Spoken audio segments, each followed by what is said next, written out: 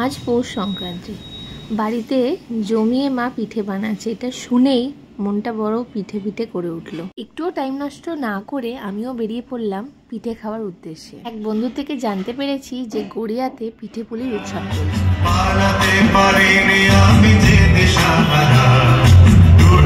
আমি পিঠে বানানোর এখনো অবধি হাতে করে দিয়ে উঠতে পারি, কারণ প্রত্যেক বছরই সংক্রান্তিতে বাড়িতে যাওয়া হয়, সেখানে পুজো হয়, মা পিঠে বানায়, এইভাবেই পিঠে পার্বণ অনুষ্ঠান বাড়িতেই সেলিব্রেট করি। কিন্তু এবারে একটু অন্যরকম, বাড়িতে যাওয়ার সুযোগ হয়নি, তাই চলে এলাম এই মেলাতে।